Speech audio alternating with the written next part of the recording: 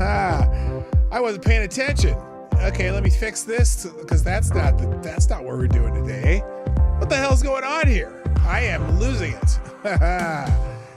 Happy Thursday, by the way. I know the music's loud. You don't have to tell me. I'll fix it in a second. Here, there. Now. That's the right one. Turn the music down. Hey, good morning. Happy Thursday on the Morning Night Live. Some little jerk hit and run tweeted me. Knows nothing about me. Anyway, hope you're having a good morning. It's Thursday, FTG Thursday. And most of the FTGs today, well, most of the news is about that guy that needs a job, apparently to the judge. But there's a lot of other stuff going on. Lots of things to talk about. Adam Schiff, Mitch McConnell, Sam Bankman-Fried. Who else is on the docket? Well, there's a whole bunch. I put it in the little notification there. Rudy Giuliani, Adam Schiff, Sinead O'Connor. Sinead O'Connor passed away. Goodness gracious. Anyway, yeah, lots of stuff to talk about the show. Let's get it started though, because I want to get everything in, and I have a lot. So here we go. Johnny. Oh, you already did it. Very good, Johnny.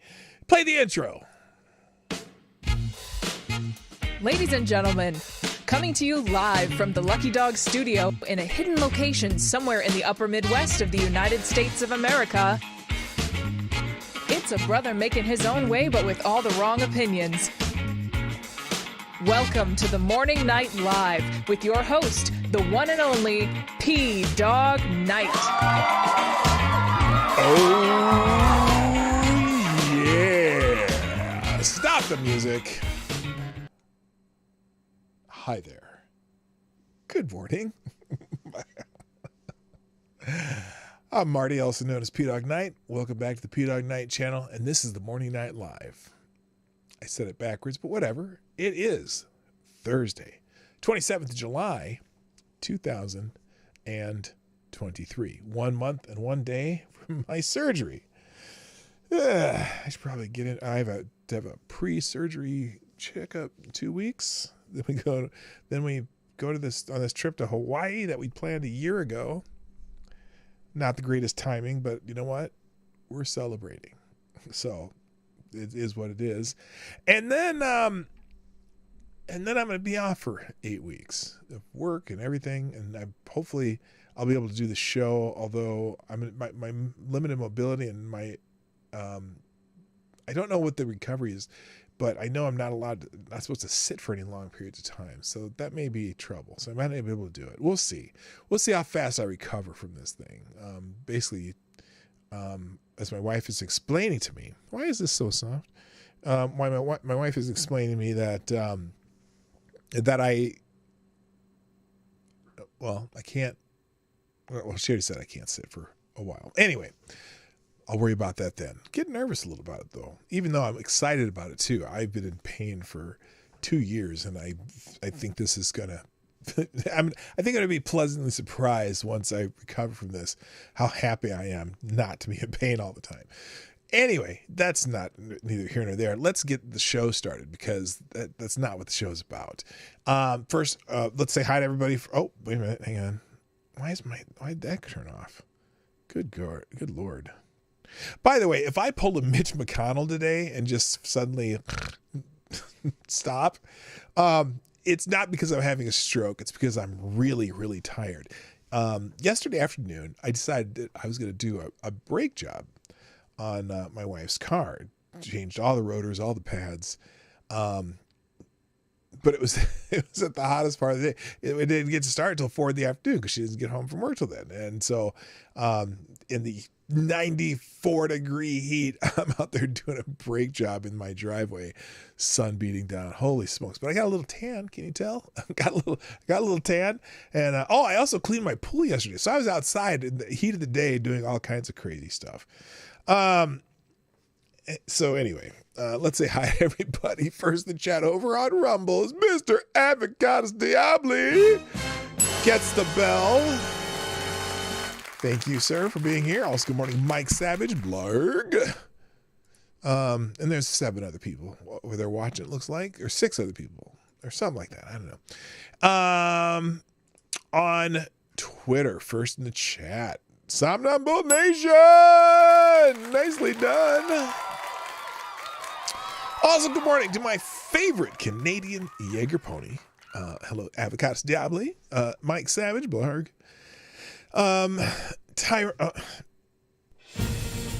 Tyrannus, Alexandrius, the Invictus Lich.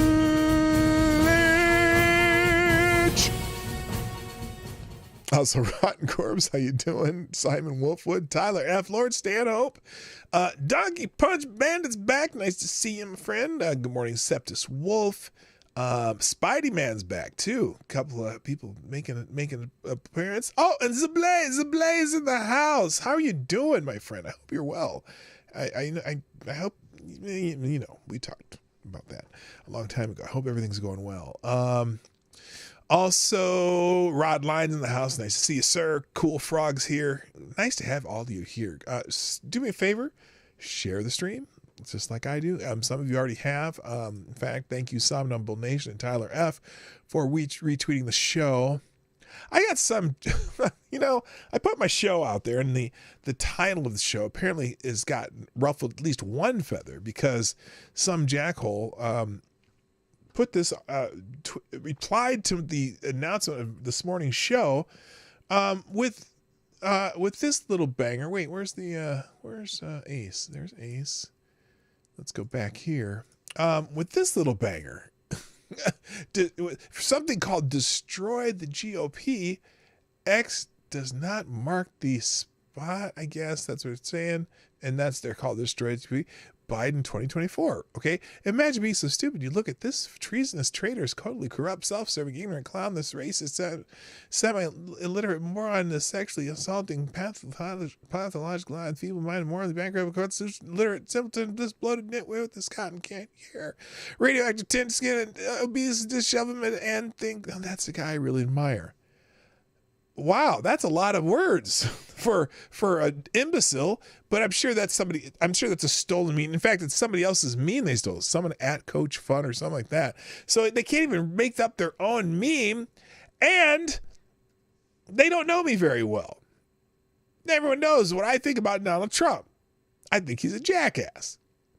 But he's our jackass, and he's the jackass we need. So the idea that I admire Donald Trump, not so much. But do I think he'd make a better president than the sundowner-addled human plant whose caretakers are running the country that we have in office right now? Hell yes. So you can get bent, you loser. Oh, by the way, it's typical of people who do that kind of stuff, by the way. Literally, the notification came up. I clicked. That little thing was there, right? And 10 seconds later, that person blocked me. What a loser, man. What a freaking loser. Unbelievable. Just lazy. Lazy. I mean, you have no intellect that you can't handle someone maybe perhaps replying to it.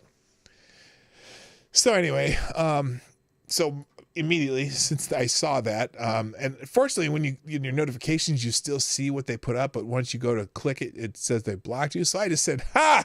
Some dipshit snarkily replied to this tweet, then immediately blocked me. Get bent, coward. Because that's just cowardice to do that shit. You can't if you don't want if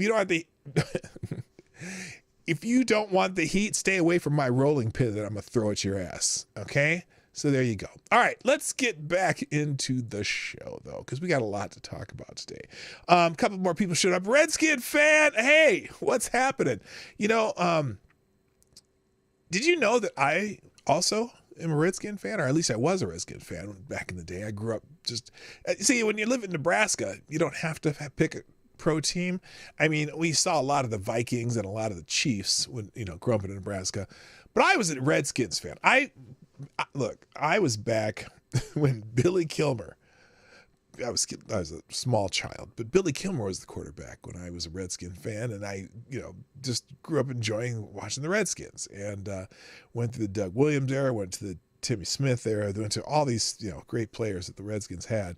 But, and all through college, then one of my friends in college was also a Redskin fan. And, I don't know what made me say Rolling Pin, Lord Stanhope. I don't know. It's just because I'm weird. But, but then we got into this naming controversy. And now I don't necessarily dislike the name. Is it the Commanders? That's what they are. That's not a bad name. I wish they would have went with the Red Tails. If they're going to change the name, keep the word red somehow. And then I thought it'd been cool. It'd be the Red Tails, an homage to the Tuskegee Airmen. But they went with Commanders, whatever. Is that right? I can't even remember because I don't care anymore. The only team I ever actually pay attention to now is the Vikings. Yes, I did. I saw 3 Super Bowl wins in my lifetime too. Yeah, definitely 3. They did pretty good over the years. So anyway, doesn't being a Redskin fan make you racist, P-Dog Knight? Well, Oh yeah, the commies. Yeah, isn't that funny? Because you can nickname the Commanders the commies, which is kind of appropriate in Washington. Good morning, Black Hebrew Israelite. That's right. Nice to see you, sir. Also, Septus Wolf, I think you were already here when I said hello to everybody, but I'm going to say it again just to be safe. Okay, let's get into the news. Lots of things trending, so I'm going to go through a lot. It is FTG Thursday, so we'll throw out a few FTGs along with this. Thank you again, though, for those who are retweeting the show and all that stuff. By the way, the Morning Night, Will Forge in particular. The Morning Night Live is brought to you by you, the viewers of the Morning Night Live. Please consider hitting the like button during the show. That's important. That's as supportive as a lot of the other stuff I ask you to do. Share the stream like some of these people do. Put it on your social media. Do it somewhere. Let some people know we're here. And if you want to sponsor the show a little more substantially, hint, hint. Oops, wait, wrong hand. pdognight.live. You can go there. That's my Streamlabs link. That is open 24 hours a day. And you can write, you can write a lot more than YouTube Super Chats because I am demonetized on YouTube. So every little bit helps over there. Plus, the nice thing over there is you don't have to give 30% to whoever the new CEO is. I have no idea who it is. I used to make that joke about Susan, but Susan's gone. Which I don't know if that's a good thing or not, but she is gone. And so Streamlabs is the place to be, or you can go Venmo, Cash App, or on Rumble. You can do Rumble Rants. I appreciate anything you can do. And actually, by the way, Rumble is working today, I see, even though it's only down to 5 people. Not a lot of people watch on Rumble. It's funny, though. So 5 or 6 people will watch this show on Rumble. And but what's wild is I get more views on Rumble than I do on YouTube after a day or two, because at least Rumble puts this shit out into the ether and people find it. And so I average probably 100, 200 views on Rumble, where at YouTube, I pretty much top out at 80 to 100 every day. So it is interesting to see that there is more, at least I know that I'm not necessarily being promoted, but just letting it be seen. YouTube has throttled me for 6 years. And, there's I don't know, there's no reason that I should only have 1,900 whatever subscribers I have after 6 years doing daily live streams. It's just people just finding me by accident. You would grow faster than that. But that's because my show does not get put into the feeds. So it just is whatever. So Susan, girl, don't go away mad. Just go away. Yeah, that's right, Lord Stanhope. Neil is the new Susan. Yeah, I know. It's funny. I don't even know who Neil is. I mean, I know it's Neil something. I don't know Neil's last name. Don't care. Right now, YouTube is annoying the hell out of me. Oh, by the way, though, I did this little update. So I put this long post on Twitter yesterday addressed to Team YouTube. And what they did is, now this happens. This means nothing, to be perfectly honest. they replied to my inquiry, so to speak. Where the hell is it, though? What happened here? What the hell happened? Okay, I guess apparently it's not in here. Well, let's profile. Well, that's weird. Oh, here it is. Okay, so I sent this tweet to Team YouTube. Sometimes you do better working with Team YouTube than you do through the appeals system. I said, hey, Team YouTube, regarding my recently demonetized YouTube channel, P-Dog Night, your demonetization and appeals process needs some work because you don't give any specifics as to which content is causing the problem for me. I have to assume it has to do with my YouTube shorts that I have recently begun to upload, but the fact that I have to guess, that really isn't being very supportive to your creators. When you sent me the demonetization email stating, quote, our team of policy specialists carefully looked over the videos you've uploaded to your channel, I assumed that was true and I wouldn't have to explain my entire channel in my recent appeal video. Now, since 1,700 hours or 97% of my channel content is live stream reaction and commentary on current events, 100% original content, of course, the overwhelming majority of my channel follows the policy you pointed to when you claim a significant portion of your channel is not within our YouTube partner program policies. Clearly, I've been doing just fine for the last 5 years.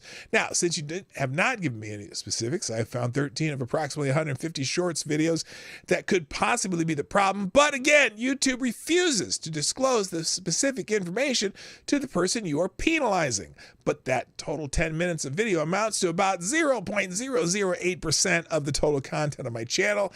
And hell, it's only 7% of the shorts. Clearly the overwhelming majority, which seems to be their standard right here. The majority of your channel should follow our policies. Well, clearly the overwhelming majority of my channel follows your policies. Please fix this nonsense.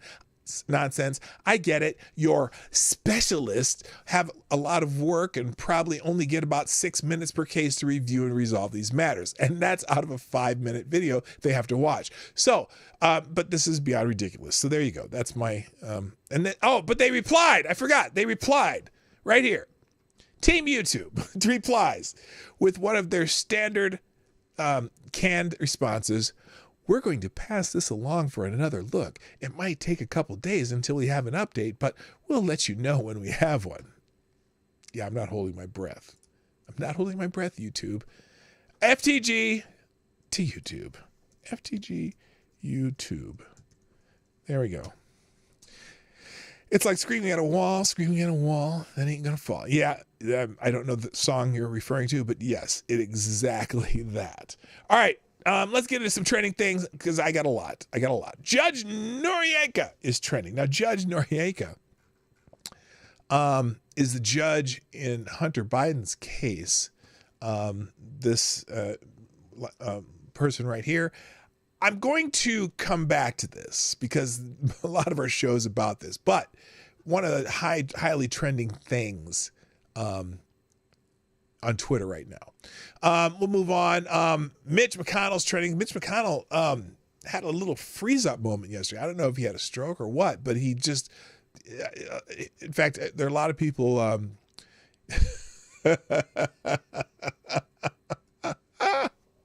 Oh, I should have never scrolled.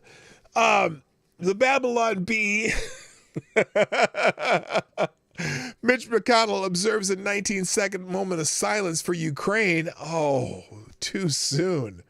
Too damn soon. Okay, just in case, I don't want to make sure no penises pop up. Let me scroll and find what happened here. So here, so Mitch McConnell froze up at a press conference, and the reason is not known. Here's the video. Oh, God. Babylon Bee, sometimes they are a little extra super funny. And that was funny. All right, here it is. Okay, here it is. And what's odd about it, too, is they let him stand there for that long, according as Tracy Beans says here. Here's what happened. So here's Mitch. Here. Partisan cooperation. Yes, it's only in one And side. A string of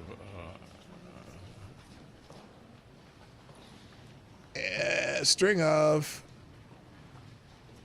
I'm thinking he pulled a Marty and just kind of fell asleep for a second, standing up. Oh, now it's in both ears.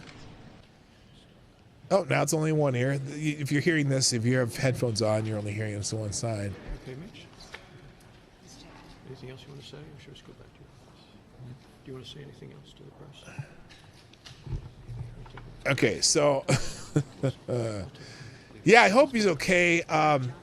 Now it's interesting because a lot of people are concerned about Mitch, but a lot of people were just giving him hell over the internet. Let's see if I can. Let's see. Here we go. And again, there's a lot of people, Democrats, who are hypocrites on this, and there's a lot of Republicans who ain't saying anything about it either. Or a lot of the MAGA people who don't like Mitch McConnell are like, oh, maybe we should get rid of him too. Maybe we should get rid of Feinstein. Maybe we should get rid of Maxine Waters. Maybe we get rid of a bunch of these old fucks. Good morning, Next Gen Troll, by the way. So anyway, some of the people saying this is the guy making decisions for the Senate. He needs to step down, but there's no way in hell he'll do this on his own. He needs to be replaced. John Cornyn is up next for the position. And then this person says, even worse than Mitch. I think he fell a while back. He suffered a serious head injury. Don't think he ever fully recovered. Well, he's in the same boat as Joe Biden, as far as I'm concerned. But you know what? This is the first time where we've seen something like this from Mitch. And he did come out later to a press conference. You can write the thread if you want to. I don't really care about this. He did come out later and one thing Joe Biden did said, hope Mitch is okay. Sent him a nice message. He said that's what he came out and said. Yeah, that's because you and Joe Biden are two peas in a pod. Anyway, let's move on because, like I said, I got a lot. Sam Bankman-Fried. Go ahead and get your FTG ready. And if you want to FTG Mitch McConnell, feel free. I just hope he's okay and whatever recovers. And, I wouldn't care if they replaced him as the Senate minority leader. Okay, Sam Bankman-Fried is in the news. That jackhole. Now, here it is. The Southern District of New York is dropping its federal prosecution of Sam Bankman-Fried on campaign finance charges per new letter from the prosecutors. And here it is. Here's the letter. You can click the link when you go to the links. Dear Judge Kaplan, the government respectfully submits this letter to provide the court with an update regarding count 8 of the original indictment, which corresponds to count 12 of the 85 superseding indictment, blah, blah, blah, which charges the defendant with conspiracy to make unlawful campaign contributions. June 27, 2023. On June 27, 2023, the court denied the defendant's motion to dismiss this count on a rule of special grounds, noting that the defendant lacks standing, blah, blah, blah, blah. Anyway, they're dropping one of the counts. Now, when I saw this, they said, oh, they're dropping the case on Sam Bankman-Fried. No. Just one of the counts. He's still going to be in jail. But, FTG. But here's the thing. Now, when I saw this, here, let's do the Bankman-Fried.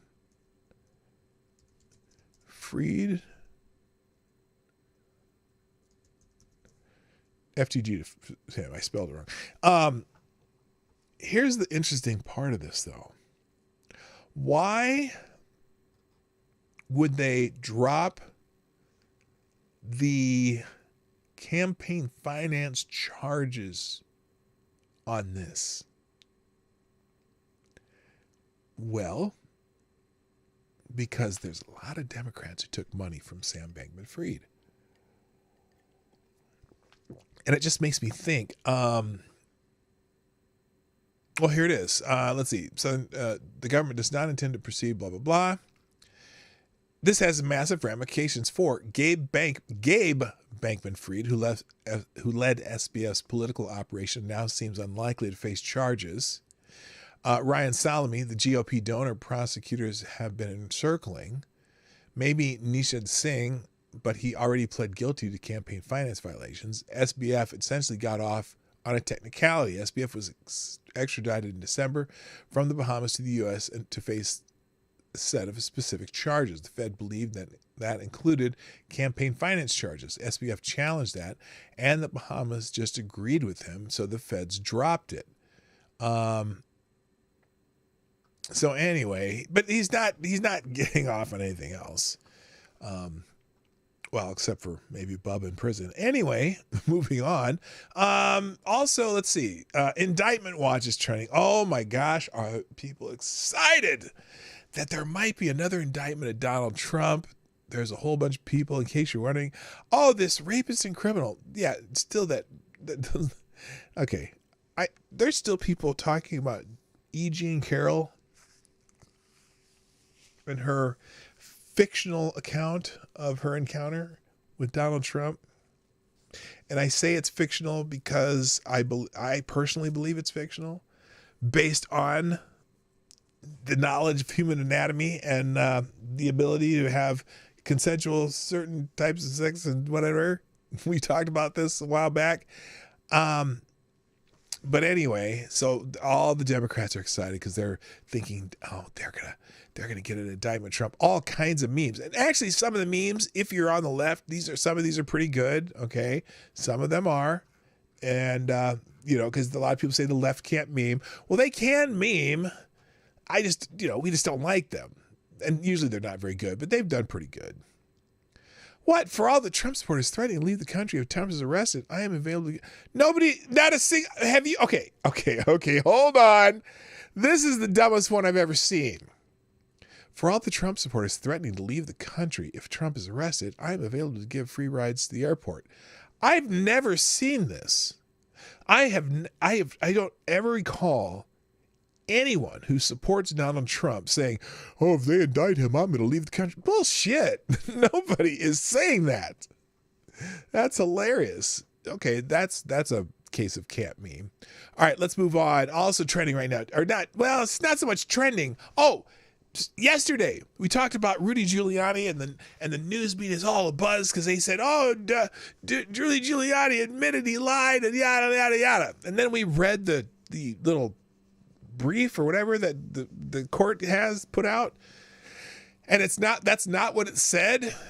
All it said is he acknowledged that some of the things two things that he said in the past could be false, but he's not saying that there was nothing in that brief that said he lied. Now Rudy Giuliani put out this video. Was it how long ago? A few hours yesterday? Yeah, yesterday. Here's a video that Rudy Giuliani put out regarding that, and listen to what he says, because I read that and I said, no, he didn't say he lied. He said he agreed that the statements he made were false, and I'll explain the difference in a minute. But here it is. Fake news correction. Number one, Giuliani is cooperating against Trump. Untrue. Giuliani is telling the truth, which is that Trump is entirely innocent. Fake news number two. Okay. Giuliani admitted that he lied. This is the one. Giuliani, in a lawsuit, in order to reach the merits of the lawsuit, didn't contest the earlier portion of it with a clear statement that was no admission that it was true or false. Happens all the time in lawsuits. It's called admission arguendo. And of course, only the most dishonest and cheapest of reporters deliberately misunderstand it. So let's make it clear. I have not admitted that I lied at any point. I haven't. And of course, I'm not cooperating against Donald Trump because there's nothing to cooperate about. The man is innocent and they're framing him. All right. So there you go. When I read it, I'm like, well, he didn't admit that he lied. He admitted that the statement he made could have been false. Now, let me give you another example of this, because some people don't understand when I say he made a false. He could make a false statement, but he didn't lie. And Maddie's in the house. Hi, Maddie. And also fake news expert, being right here. So let me give you an example of this. Remember during COVID, when it was still a pandemic and everyone was freaking out every day, And Rachel Maddow came on MSNBC. And Rachel Maddow, YouTube, I'm quoting Rachel Maddow here. She said that if you take the vaccine, that's going to stop the virus in its tracks. You will not get the virus, whatever. Well, let's say that someone relied on that information and went and got the Fauci juice. And then they died. And their family came back and sued Rachel Maddow on MSNBC. Let's say this happened because Rachel Maddow told them that if they took the Fauci juice, that would stop the virus in its track. You can't get it. And they would say, well, she lied to us. Well, no. She could admit it was a false statement because it was a false statement. But it doesn't mean she lied. It just means she said something that she believed to be true. And she could go and say, well, no, I understand that it was a false statement now because obviously more people have died who've been vaccinated than not. So anyway, so that's how you can say, well, yeah, you can admit something's a false statement that you said in the past and you did not lie. And it's not the same as lying. You just said something that's false that you did not know. So anyway, that explains Giuliani. And I was wondering how long it would take for him to come out and make a statement like this. Also trending, Adam Schiff is trending. Apparently, well, this probably mostly because of this little clip. He's walking through the hall, talking to someone at, I think, some reporter, Fox reporter, or something like that, came and talked to Adam Schiff and asked him a question here. Here it is. I think the Republican desire to impeach someone, anyone. And regarding a possibility of impeaching either the president or Mayorkas or somebody like that. But listen to what he says. Desire to impeach someone, anyone, no matter whether there's any evidence. It just shows. Whoa, wait a minute. No matter if there's any evidence. Wait, what's the rest of he say here? How they have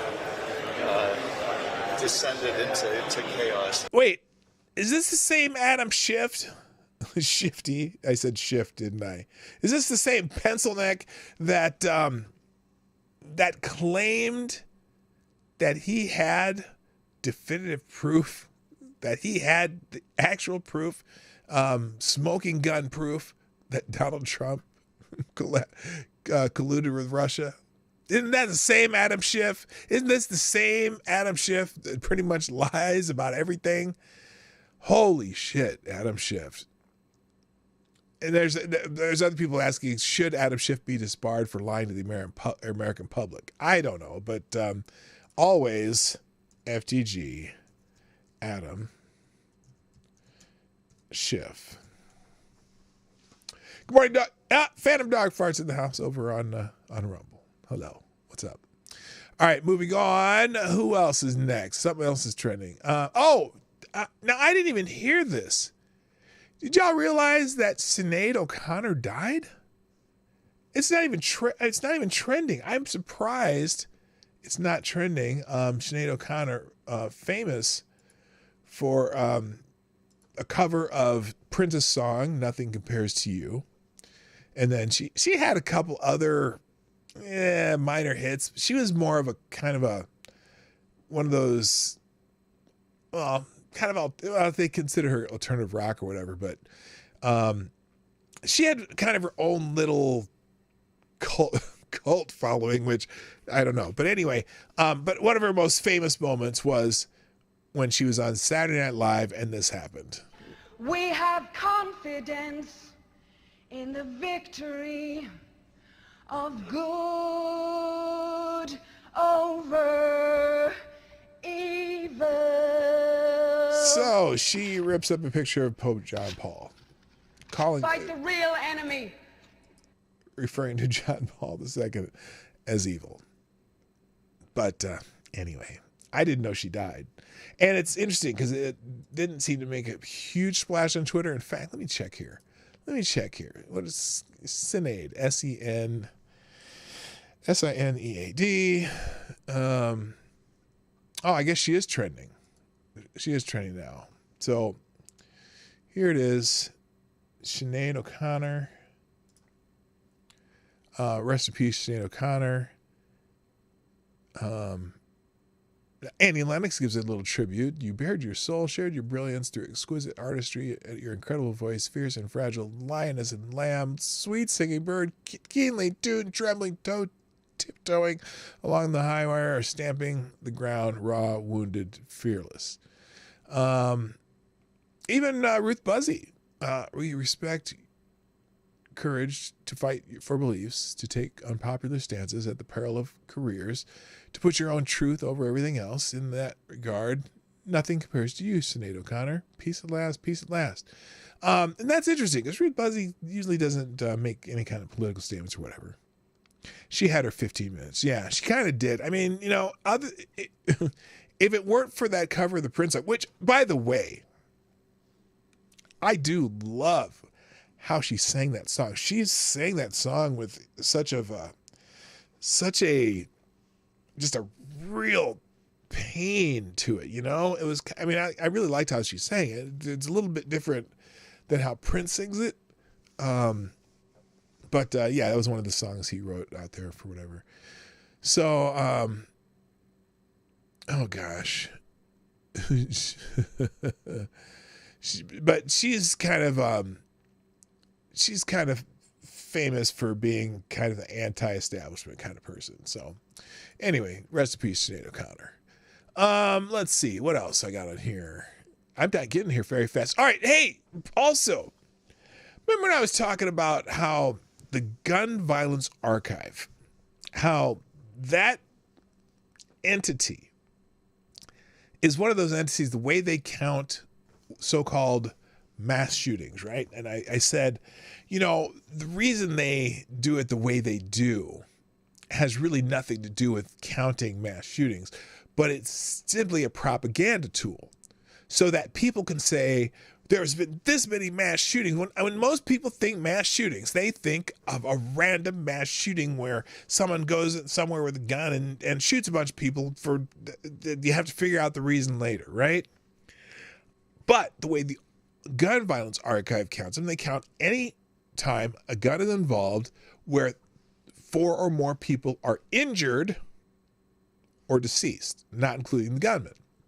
Now, there are all kinds of crimes that fit that scenario, particularly in urban areas where there's gang violence, places where there's maybe robbery or something, or, you know, there's two people get in a fight at a birthday party and they start shooting and 4 people get injured, right? There's all kinds of that.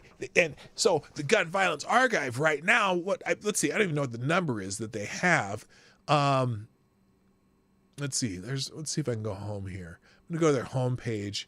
So the Gun Violence Archive right here, currently 2023.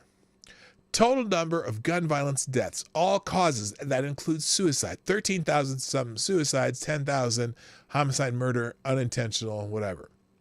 Now, here's their number for mass shootings. 410 this year. Mass murders, 28. Now, the difference between mass murders is an FBI number where 4 or more people die. So again, mass shootings are where 4 or more people could be injured. So someone might be grazed by a bullet that someone else got hit by, or, you know, more than 4 people had to have some kind of attention to an injury. Okay. Now, no one wants any of that, right? But when you think of the words mass shooting, here, let me make it a little easier to see. When you think of the word mass shootings, you're thinking about someone goes to a school like in Louisville or Uvalde, Texas, or, you know, any of these other ones that are big events.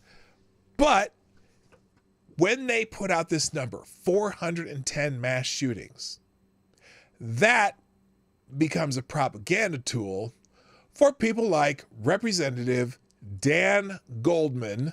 I don't even know where Dan's from. He's He's one of the most wealthy people in Congress and gets wealthier by his insider trading. But here is Dan Goldman using that statistic. Listen to what he does here.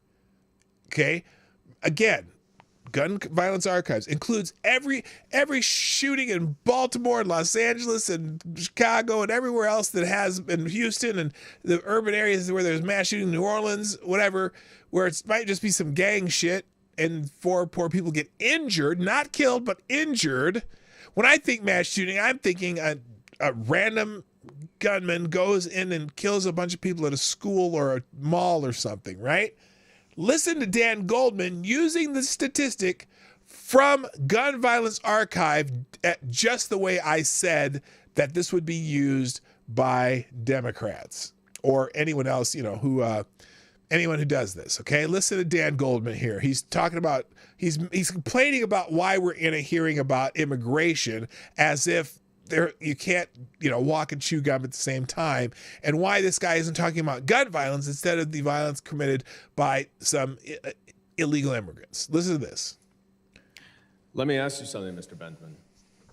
Do you think that the more than 400 mass shootings in this country this year could also be avoided if 400 mass shootings? We had universal background checks, if we did not sell weapons of war. Weapons of war? Oh, by the way, those 410 mass shootings,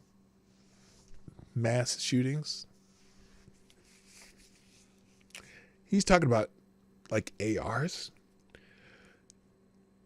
I wonder if he's trying to make you think that all 410 of those mass shootings were done with ARs, because they weren't. The overwhelming majority of them, handguns. But he can use the term mass shootings because the Gun Violence Archive says mass shootings. I'll let him keep going here because he does something here that I predicted. To civilians, if we had safe storage laws, if we had common sense gun legislation. What's amazing is no, absolutely not, because the mass overwhelming number of those particular mass shootings done by handguns that are probably illegally acquired. They're in any form, and I'll read it to you from the Gun Violence Archive. Is it your view that every crime that's committed by an American citizen is not avoidable, and therefore we should just accept it? I appreciate my colleague from Mississippi pointing out 4 incidents, the 4 articles that he cited of really terrible crimes. As if there was only 4. Like he pointed out, apparently the prior Congress critter pointed out 4 incidents that were just heinous, but it's certainly not that's not an exhaustive list. That happened to be committed by people who were not here lawfully. Wait for it. But I don't see you giving us any headlines about the more than 400 random mass shootings. See what he did there? See what he did there. He now says more than 400 random mass shootings. Listen again. But I don't see you giving us any headlines about the more than 400 random mass shootings that we have had in this country. You know why he doesn't give you any of those headlines? Dan Goldman? Because you wouldn't like us talking about those headlines, Dan Goldman, because of where they are. These are not random mass.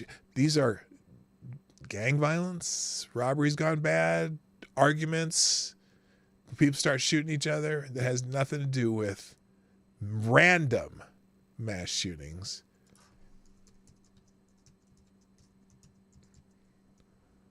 FTG Dan Goldman.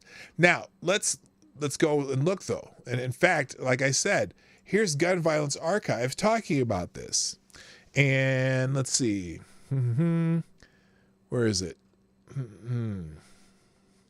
Definition of GVA. Okay, the mass shooting.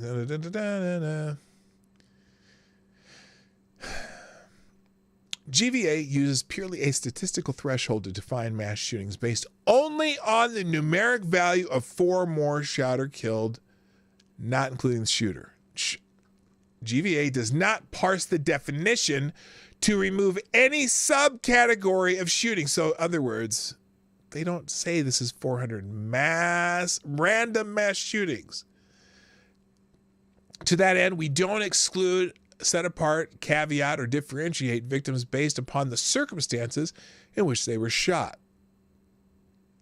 So it includes every incident where 4 or more people are injured. Again, these are not, the vast majority of these are not random. These are not someone going to a mall with an AR-15 or shooting out of a window of a hotel in Vegas with a bunch of AR-15 or whatever, repeating rifles. That's not what it is. But Dan Goldman basically either knowingly or dipshittily lied or made a false statement about the 400 mass shootings. He's full of shit. So anyway, FTG Dan Goldman. All right, let's see. What else? I need to get into today's main topic today. And, well, that is the big news yesterday. That big plea deal that Hunter Biden was going to have. Well, it hasn't worked out so far. Breaking news out of Wilmington, Delaware, from the Hunter Biden plea deal hearing. This is from yesterday. Just ran out from inside the courtroom. Kara, bring us up to speed. Here it is. Here it is. It fell through. I'm just telling you now. As I went back into the courtroom, the hearing had just begun again. The judge was back on the bench, and she was pressing the prosecution on this investigation and the 4 corners of this plea agreement. One of the prosecutors said that the investigation was very much ongoing, and that she asked him, well, what is not covered in this plea agreement if you were leaving the possibility for there being other future charges? So then the judge said, would this include a possible FARA charge that's not registering as a foreign agent? The prosecutor said no, the deal would not include that. It was at that point that she had said to the prosecution, you know, if you can charge that, then what does this mean? And the prosecutors, she asked Hunter Biden's attorneys about that, and he said, well, then there's no deal. And the prosecutor said, then there is no deal. So, all right, so let me paraphrase and kind of shorten this up. They went into court. Judge asked, well, hey, is this an immunity deal for everything that's possible? And they're like, well, no, just on these charges. There obviously could be the Foreign Relations, whatever, Foreign something Lobbyist Act or whatever, and other charges. Then they're like, oh, wait a minute. We thought this was going to give us immunity on everything. We would stop investigating Hunter Biden altogether. And like, no. And so they said, oh, well, then we're not going to agree to this deal. Because we wanted to be free and clear of everything by doing this. So here's the Breitbart article. Hunter Biden pled not guilty on Wednesday to gun and tax charges, refusing to accept a new plea deal laid out by prosecutors. The original plea deal fell apart after the judge questioned if it covered future potential charges of the Justice Department's ongoing investigation. The prosecution reportedly said the deal did not include any alleged Foreign Agents Registration Act violations. MSNBC reported the court took a 10-minute recess to determine if the two parties could quickly come to an agreement. When the deal got back on track, reports indicated it would be more limited in scope, only including specific charges related to tax and gun wrongdoings. The two sides have agreed that this deal does not shield him from potential future charges. So there you go. Yeah, that's good, because they shouldn't have in the first place. But everyone thought, oh, see, he's going to plead guilty to these things, and then this is going to be completely dropped by the Justice Department, which kind of what the Justice Department hinted at. And so it made Republicans mad. It made Democrats, oh yay, he's going to plead guilty. It has nothing to do with Joe Biden. Well. That's not how it's going to work now. And now he's pleading not guilty to the tax charges. Now, I don't know what they're doing about that gun charge. But now, so remember that they were going to give him not even a slap on the wrist for that one. But now he's going to have to. That's not what's happening. So anyway, good morning, by the way, to those ain't real do in Texas, AG 007.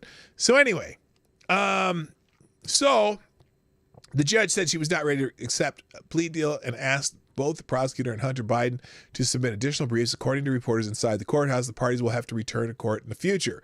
The hearing ended with Hunter Biden pleading not guilty. Let's see. Josh Hawley told CNN the high court drama shows the plea sweetheart deal was flawed and additional charges could be brought. Yeah, that's what we just said. Anyway, oh, wow. What's this? Here's Kelly O'Donnell on this. Certainly on that personal level, I think it's entirely possible that the president and his son might speak by phone. They speak all the time. The president always makes the point that he speaks to all of his grandchildren every day. And so there could be that level. Except for his granddaughter in Arkansas. They don't like, oh, that's what this says right here. I didn't read that. Yeah, no. Anyway, the deal includes, and what the deal includes and excludes is important because the IRS whistleblower allegations, they contend that FAR violations were part of Hunter Biden's criminal probe warranting a special counsel. So more on this. Let's see. And then, like I said, Judge Norica is trending. I'll put this link in here, but a lot of people are, let's see. James Comer said, today, District Judge Norica did the right thing by refusing to rubber stamp Hunter Biden's sweetheart plea deal. Let's be clear. Hunter's sweetheart plea deal belongs in the trash. The DOJ must be held accountable for its Biden family cover-up. Senator Ron Johnson, Paul Sperry, these are all people on the right. And the New York Post, Sunburn. So anyway, also, speaking of the New York Post, they also are covering this. The fix was in for Hunter until a hero judge stepped up. So they're calling the judge a hero for asking the right questions. Is this going to... and look, I don't know if the judge is a hero or not, because apparently the plea deal that they were coming up with, the Justice Department, whoever the lawyers are on that side, and Hunter Biden's legal team seemed to have a little miscommunication there, because if you listened to the news the other day, it sounded like, oh, he's going to have this plea deal and then everything's done. But then she asked the question, hey, does this mean everything's done? And they're like, oh no, there's other investigations going on. The Hunter Biden's team's like, what? Wait a minute. Then why are we pleading guilty of this tax bullshit? Which is not bullshit, but no one's above the law. So anyway, so they're calling the judge a hero. If you look at another article, they say the fix was in for Hunter. Oh, that's the same article. Why do I have that up there twice? Well, that was dumb. Here, let's get rid of two of those. Now, here's another part of this that Julie Kelly found. Breaking: Judge Norica just set release conditions on Hunter Biden because, he's being released on his own recognizance. Okay? Except for here. But she says, my favorite is that he has to get a job. That's hilarious. Here's the additional conditions for release for Hunter Biden. Let's see. The defendant must submit to supervision by and report for supervision by the Central District of California with a phone number. Continue to actively seek employment. Abide by the following restrictions on personal association, residence, or travel. Communicate in writing all international travel plans and provide supporting documentation if requested to both DDE and to the district in which you're residing. Now, the fact that they're allowing him to even have international plans, travel plans, I think they should be confiscating his passport. But that's a tough one with the president's son, right? Not possess firearms, destructive devices, or other weapons. Well, he probably shouldn't have had those in the first place. Do not use alcohol at all. Oh my gosh. They had a choice of not use alcohol at all or excessively. She checked the at all box. No alcohol for Hunter Biden? Ooh, well, I guess they'll have to.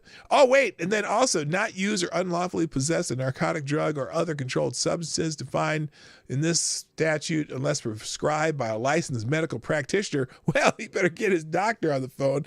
Maybe he can have him give him some what are some opioids or something.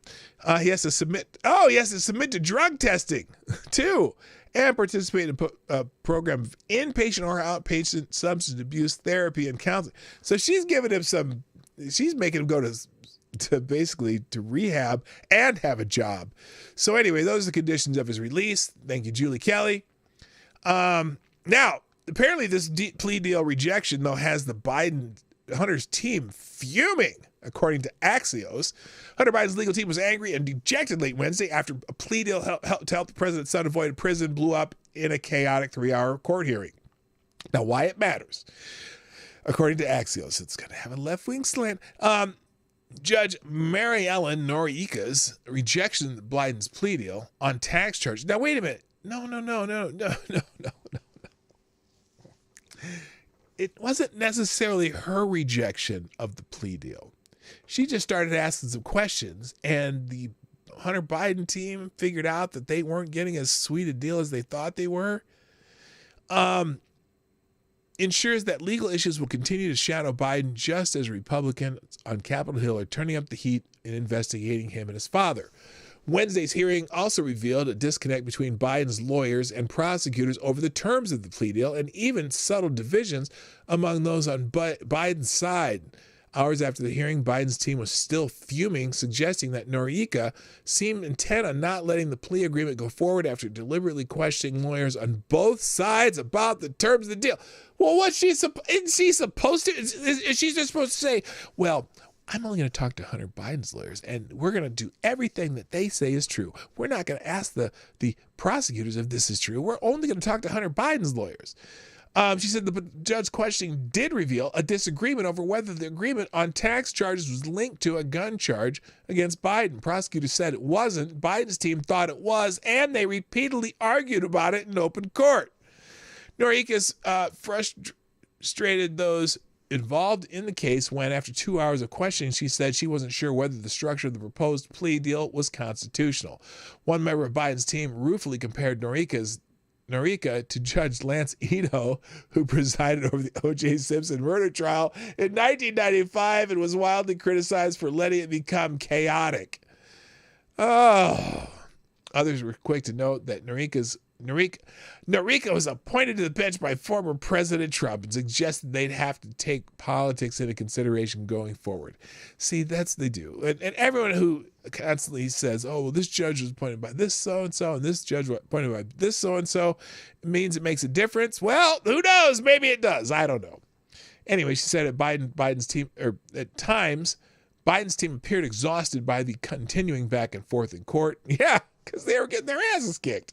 Biden attorney Chris Clark repeatedly mentioned how the investigation of Biden had gone on for 5 years and cited 10-hour-long meetings going line by line over the client's taxes. Well, look, imagine how long Jeffrey Epstein's investigation went. So there, oh my gosh, 5 years. Oh, poor Hunter. Poor Hunter. Let's see. Norieka seemed to sense the frustration at the end of the hearing. Okay. So it's not over. Plus, the Republicans are going to be investigating this. All right.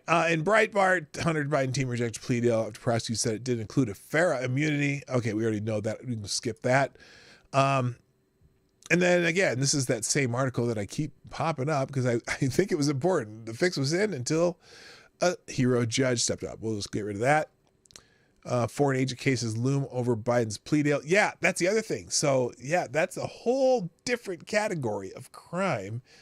Now, usually that's a slap on the wrist. The FARA violations, they get fined and whatever and have to, whatever. But the judge brought it up, and it's probably significant more because the Republicans in the House want to investigate that. That he's, what kind of, first of all, how much money you're making from foreign governments and how much is going to the big guys? 10%, 15%. Sounds like that Burisma case the big guy got 5 big millies, 5 millies. All right. Just see, Jonathan Turley says it's a disaster, points to one Democrat who demolished Joe Biden's defense. Oh, speaking of Dan Goldman.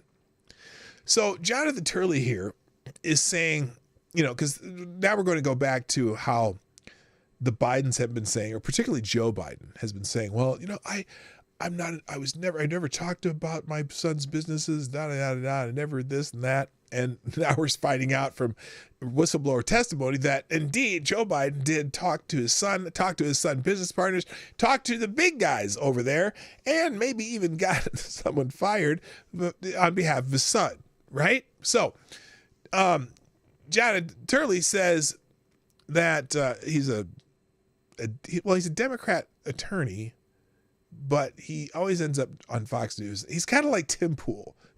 He's either neutral or he's more on the left, but he always seems to everything seems just comes out of his mouth sounds better for the right, and so to speak. So anyway, so both whistleblowers recently testified in front of Congress. Well, what's fascinating about what happened with these IRS whistleblowers is that none of the members asked if the whistleblowers had any substantial questions except for one. That was Congressman Goldman, Dan Goldman, who tried to find some way to diffuse this damaging evidence, and it was a disaster. Well, rather than go through this article, I'm going to show you what Dan Goldman did, because he did ask, where is it? Here it is. Here's Dan Goldman attempting to get a whistleblower to answer it one way, and the whistleblower you can tell that Dan was frustrated with his answer. Because one of the things that Joe Biden has said repeatedly, he's never talked to his son about his business dealings. So here's Dan Goldman's question that kind of opened the door for some things that some other congressmen were not asking. Describe a lunch, what we talked about earlier, where Joe Biden came to say hello at the Four Seasons Hotel to a lunch that he was having with CEFC executives, right? That's correct. But what you didn't talk about is what Rob Walker said the origination of that lunch was. And you testified that he said that Hunter told his dad, according to Rob Walker, quote, "I may be trying to start a company or try to do something with these guys." Now, let me ask you something. Wait, before he even moves on.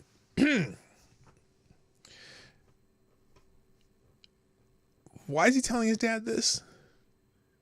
And why is he bringing him to the meeting? Or at least, getting him to come along for lunch. Yeah. Oh, well, if I bring the vice president of the United States with me. Finish the sentence. Okay, Dan, what's your question again? That doesn't sound much like Joe Biden was involved in whatever Hunter Biden was doing with the CEFC. If the answer Biden is telling him that he's trying to do business with them, does it? No, but it does show that he told his father he was trying to do business, and he was talking well, to that his is father true. Hunter Biden about the does business. try to do business. That's correct. Now, it seems like a minor point, right? Well, unless you're paying attention. Let's talk about some of Joe Biden's prior statements about his son's, his involvement in his son's business. So let's look at this one. Here it is. First of all, I have never discussed with my son or my brother or anyone else anything having to do with their business. Never. And what I will do is the same thing we did in our administration. There will be an absolute wall between personal and private and the government. There wasn't any hint of scandal at all when we were there, and I'll impose the same kind of strict rules. That's why I never talk with my son or my brother or anyone else. Never talk to him. Never, ever discussed business with them. Also, let's see. Here's another one. Oh wait, that one. Let's do this one first. This is Joe Biden again, talking to somebody at Axios. So you think that everything that happened was kosher? You know there's not one single bit of evidence, not one little tiny bit, to suggest anything done was wrong. You know that. But you keep asking me these questions. It's okay. Not one tiny bit. So you think that everything that happened was kosher? Shut up. That wasn't even the best clip. And then let's see. What's this one here? Oh, this is La Trine Jean-Pierre. This is about Hunter's firearm. All right. So anyway, let's move on. Wait, here. This is a good one too, though. A firearm Hi, Johnny illegally should be prosecuted. She's asking about Joe Biden's statement that anyone possessing a firearm illegally should be prosecuted to the fullest extent of the law. That was like one of his big talking points at one of his speeches. Anyone possessing an illegal firearm should go to jail. A firearm illegally should be prosecuted to the fullest extent of the law. So here, I'm going to be, I think I know where this question is going, and I'm just going to continue to say, as it relates to the case that we're seeing in Delaware, I'm just going to not speak to that. I'm just not going to talk about it. We're not talking about that. We're not going to talk about that. And the other day she said that, the question was, Joe Biden said he's never spoken to any of his son's business partners. And her answer was, he was not doing business with his son, which is a completely different answer than they had said in the past. They said he'd never even talked to him about it. But now the answer from the White House is he's never involved in any businesses with his son. That's rich. All right. Let me finish up with a few items here. Apparently, now there's some, this is completely in a different direction. This is about something happening at some school boards. Transgender policy allegedly lead activists to make disturbing threats against a school board president. That's not good, since some of the most vicious individuals you'll ever come across tend to be left-wing political activists, which is hilariously ironic given that they claim to believe in an ideology grounded in peace, acceptance, and tolerance. The truth was put on full display for all to see when transgender activists made a horrendous threat against a school board president over the Chino Valley, California Unified School District Board of Education. Their new parental notification policy. Yeah, they passed a rule within their school board that you have to notify if your teachers are socially or otherwise transitioning your children. You have to notify the parents. That's controversial, that they have to notify the parents of something that's going on with their child. Controversial. Anyway, yes, the Party of Peace and Love launched a series of death threats against school board president Sonia Shaw, some of which including dismembering her, according to Fox News. Nothing screams, or all the good guys like a bunch of wackadoos threatening to chop off heads, right? That's surely... that nothing screams, we're the good guys. I said that. That'll surely win the hearts and minds. Fox explained the details of the policy that had the folks so riled up. So this is the policy. The policy, adopted with a 4-1 decision last week, requires the principal, designee, certified staff, and school counselors to, within 3 days of becoming aware of the preference, notify parents of a student's decision to identify with a gender that does not directly correspond with their biological sex, use different pronouns or different name, or use locker rooms and or restrooms that do not correspond with their biological gender. Days later, President Sonia Shaw told Washington Watch with Tony Perkins that a death threat against her came through an anonymous phone call the day after the decision. So the Party of Peace and Love calling in death threats because they don't like a rule change in a school district. And I don't like when anyone does it. If Republicans do it, fuck them. If Democrats do it, fuck them. You don't make threats to people because they changed policy. Okay, you just find out ways. If you don't like a policy, then you need to get your ass in gear and try to get that policy changed. Okay. So anyway, that's that one. Also, let's see. Apparently there's a person at MSNBC who's called for post 9/11 style crackdown to prevent Americans from becoming too patriotic. He has called for a 9/11 style government crackdown as a means of winning the battle of hearts and minds. He wants the government to do this, and of Americans who might turn against leftist mindset and become overly patriotic. Paul Rieckhoff, founder of Iraq and Afghanistan Veterans of America, and righteous media compared the threat of such a scenario to the number one threat after 9/11, effectively suggesting conservatives and Trump supporters are akin to terrorists. So basically, let's see if I got any of the clip of this. I'm pretty sure this is this part's first. Listen right here. What does that look like in action? Because I know you sort of sit at the fulcrum of peering over into two abysses, if you will. What does that sound like? Well, I think that there's a core point here, which is a lot of Americans are up for grabs. I wouldn't dismiss it as just something that only people on the right or watching Fox News can latch onto. I mean, we're in a battle for hearts and minds. And there are people who are on the fence. You've got to have leaders and messages and messengers and programs that get to those people, that bring them over into community organizing and into nonprofit organizations and away from the Patriot Front and the Oath Keepers. And I think the parallels with 9/11 are important. You see what he did there? Do you see what he just did there?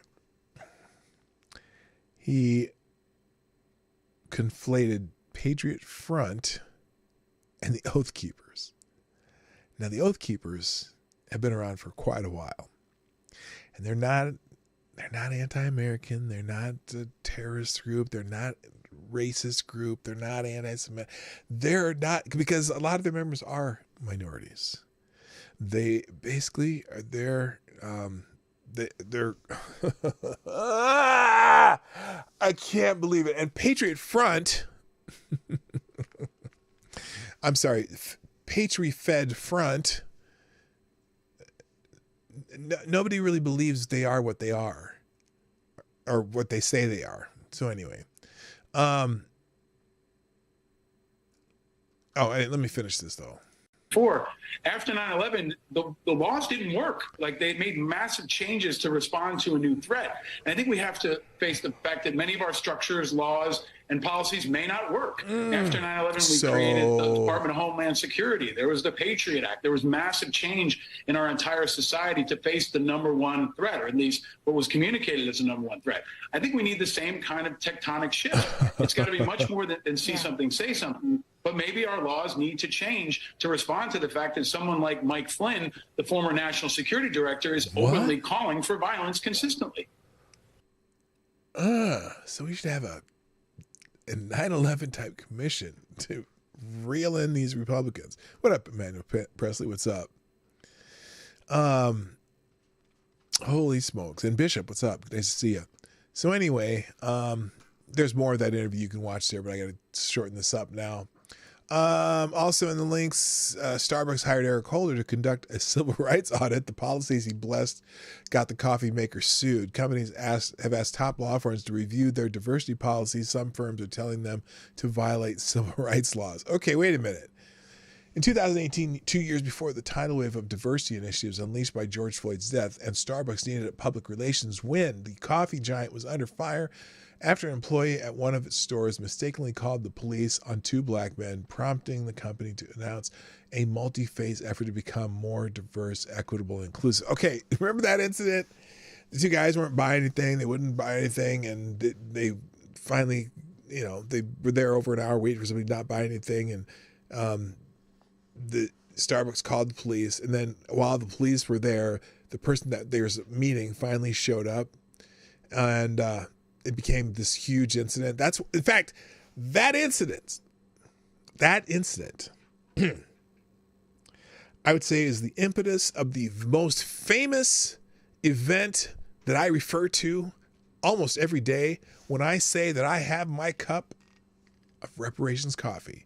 Yes, Hotep Jesus went to a Starbucks and asked for his free coffee for reparations for their insensitive event that turned Hotep Jesus into a regular on Fox News and everyone's favorite Hotep guy. So anyway, apparently though, Holder charged $2,295 an hour for a series of civil rights assessments conducted by Covington and Burlington, one of the top law firms, top white shoe law firms. I don't know what that means. And he outlined the steps Starbucks had to take to promote equity. They included tying executive pay to diversity targets, setting spending goals for diverse suppliers, and launching a mentorship program for BIPOC employees, something indigenous, Black and indigenous people of colors, which Holder pressed the company to expand. Each initiative, he wrote, demonstrated the coffee maker's commitment to civil rights and equal law. Look, you can only expand. God, having diversity targets are so stupid, or just demographic targets for any job are stupid. You can only take from the pool of people who actually want your fucking job or have the qualities for your fucking job.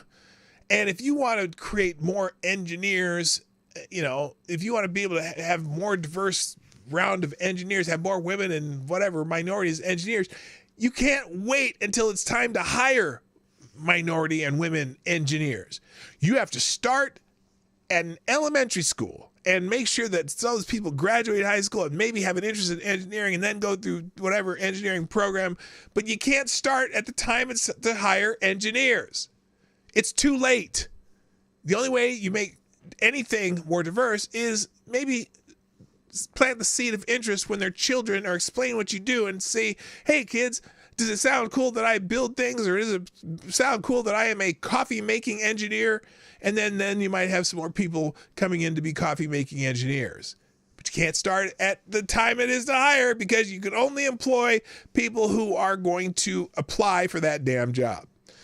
Anyway, so Starbucks is getting sued for this because now they say they're discriminating against other people along the spectrum of people of color.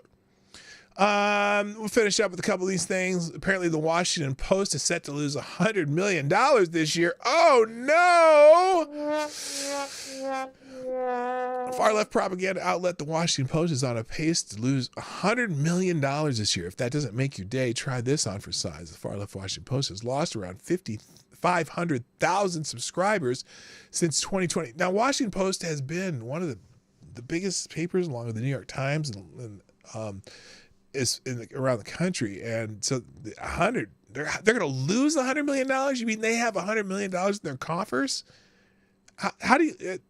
Well, first of all, it is a large corporation. Anyway, that might sound too good to be true, but the news comes full from another far-left propaganda outlet called the New York Times. Well, aren't they still related? Doesn't one own the other? The Post is on pace to lose about $100 million in 2023, according to two people with knowledge of the company's finances. The two other people briefed on the situation said the company was expecting to miss its forecast for ad revenue this year. They spoke on condition of anonymity, discussing internal financial matters. The Post has struggled to increase the number of its paying customers since 2020, and when its legal subscriptions peaked at 3 million. It now has around 2.5 million subscriptions. So, my answer to this, FTG, WAPO, and good luck. Although, I still want the Washington Post to exist. Where else am I going to get half my material? All right, the other two articles I have left and I don't have time for. Mayorkas says the border is not open after a record number of illegal crossings under Biden.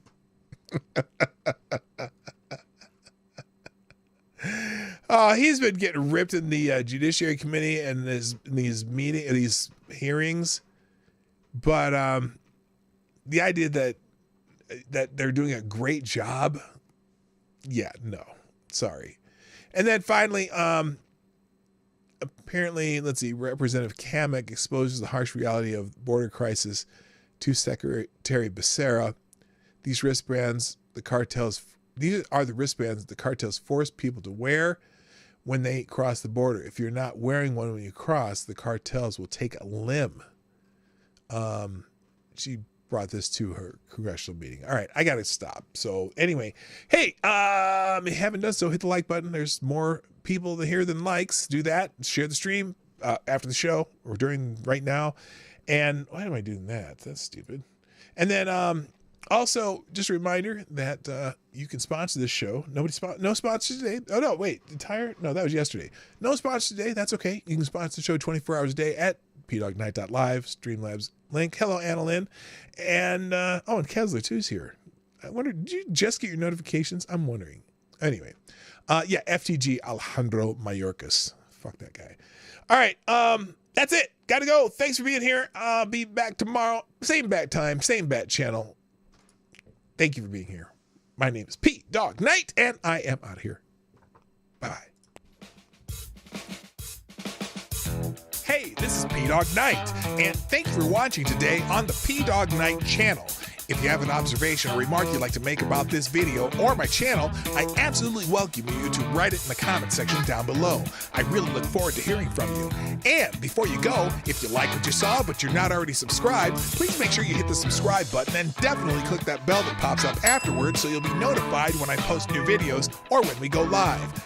I broadcast my live show, The Morning Night Live, Monday through Friday at 10 o'clock Eastern, 9 o'clock Central. A special thank you to all the supporters of this channel who share our videos on social media and who make donations through Streamlabs, YouTube, Venmo, and Cash App, which are all linked in the description down below. Thanks again, and until next time, I'm P Dog Knight, and I'm out of here.